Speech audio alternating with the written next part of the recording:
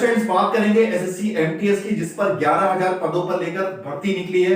अगर आप इसका फॉर्म डाल रहे हैं तो ये वीडियो आपके लिए बहुत ज्यादा इंपॉर्टेंट होने वाला है। मैं आपको बताऊंगा ए टू जेड कितनी नेगेटिव मार्किंग है, क्या प्रोसेस होगा, कितने बच्चे मेंस एग्जाम में लिए जाएंगे, और इसमें एज का रिलैक्सेशन कितना है, फॉर्म आपको कब तक भर देना चाहिए, और आपको कौन कौन से डॉक्यूमेंट्स लगने वाले हैं। तो वीडियो में बने रहिएगा, आपको बहुत कुछ सीखने को मिलेगा। आपको कोई भी प्रॉब्लम नहीं होगी फॉर्म में भरते समय, या फिर इन फ्यूचर भी प्रॉब्लम नहीं होगी। देखिए बात करें आखिर फॉर्म की, तो 17 फरवरी जो है वो लास्ट डेट रखी गई है फॉर्म को भरने के लिए।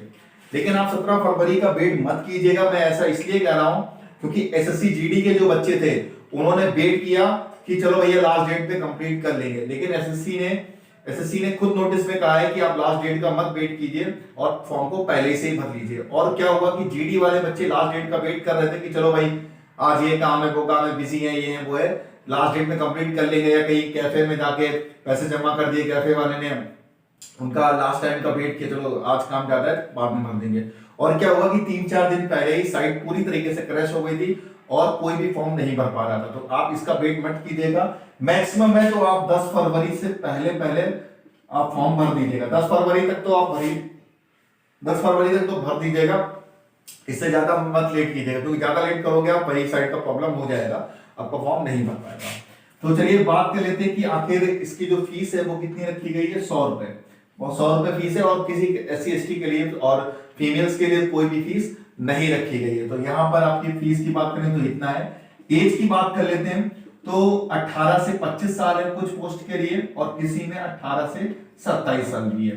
तो अलग अलग पोस्ट है, अलग अलग एज के हिसाब से। देखिए इसमें क्या होता है, 2 कट ऑफ बनती है, 18 से 25 साल की अलग कट ऑफ बनती है, 18 से 27 साल के लिए अलग कट ऑफ बनती है।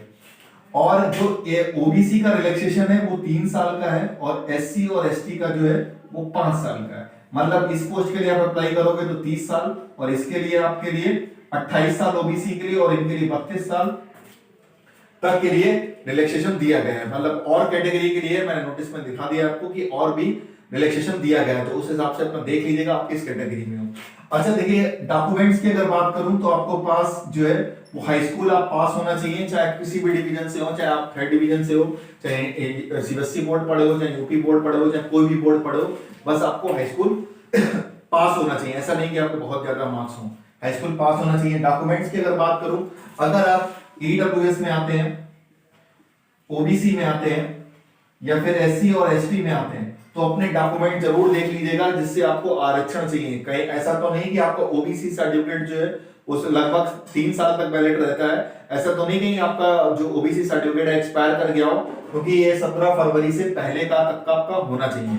मतलब अगर मान के चलिए 2023 चल रही है ये, तो 2020 के बाद अगर आपका बना हुआ है तो ठीक है। ईडब्ल्यूएस सर्टिफिकेट 1 साल तक वैलिड रहता है, तो ये जरूर डॉक्यूमेंट्स अपना देख लीजिए कि लास्ट डेट से पहले हम कैलकुलेट करें तो मेरे वैलिड हैं या नहीं है। अगर वैलिड नहीं है तो इनको अपडेट जरूर करा लीजिएगा। तो बात कर लेते हैं कि आखिर सिलेक्शन प्रोसेस में सिलेबस क्या आने वाला है और पोस्ट की। उसकी अगर बात करूं तो एमटीएस में लगभग 10,880 पोस्ट हैं, और हवलदार की अगर बात करूं तो 529 पोस्ट हैं। और हवलदार में साफ साफ कह दिया गया है कि जो आपका पीएचटी होगा, मतलब फिजिकल टेस्ट जो आपका कराया जाएगा, उसमें 5 गुना बच्चों को लिया जाएगा। और जो आपकी 10 जो एमटीएस की जो पोस्ट होगी 10,880, तो इसमें कितने लोग को लिया जाएगा, तो मैं मान के चलता हूँ लगभग 1.5 गुना बच्चों को लिया जाएगा डॉक्यूमेंट वेरिफिकेशन कराने के लिए।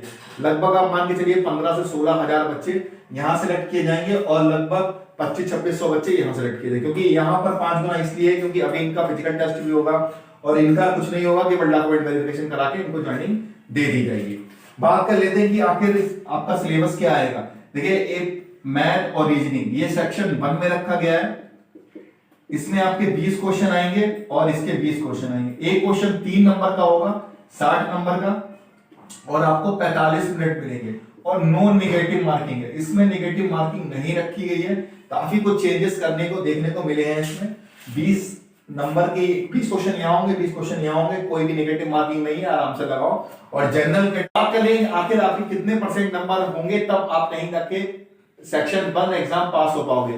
सेक्शन 1 एग्जाम अगर आप पास नहीं हुए तो सेक्शन 2 भी आपका चेक नहीं किया जाएगा।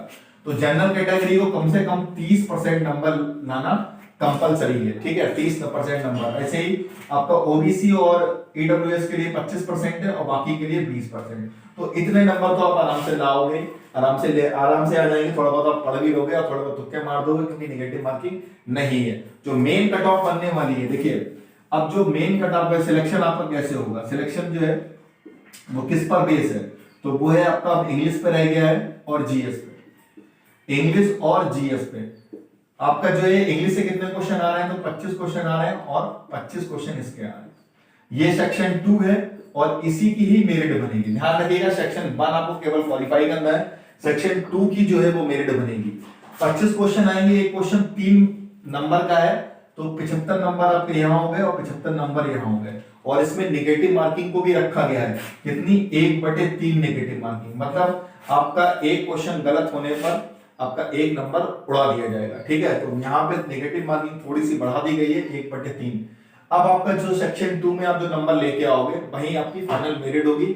इसी से आप हवलदार का एग्जाम क्रॉस करोगे और इसी से ही आप अपना एमटीएस का एग्जाम भी क्रॉस करोगे। तो आपके लिए इंग्लिश बहुत ज्यादा पढ़ना पड़ेगा आपको और जीएस को भी बेहतर करना पड़ेगा। तो इन 2 सब्जेक्ट को बेहतर कर लेंगे तो आपका फाइनल सिलेक्शन हो जाएगा। तो ये अभी तक का पूरा है और अच्छे से आप लोग तैयारी कीजिएगा। मैं भी लगातार मैथ के वीडियो अपलोड्स कर रहा हूँ और सौम्या मैम जो है वो इंग्लिश के वीडियो अपलोड कर रहे हैं। सौम्या मैम एक प्लेलिस्ट मैंने बना रखी है, जाके आप देख लीजिएगा। और मैं मैथ के वीडियोस अपलोड कर रहा हूँ, तो अंकित के नाम रखिए, आप जाके वहां पे वीडियोस देख लीजिएगा।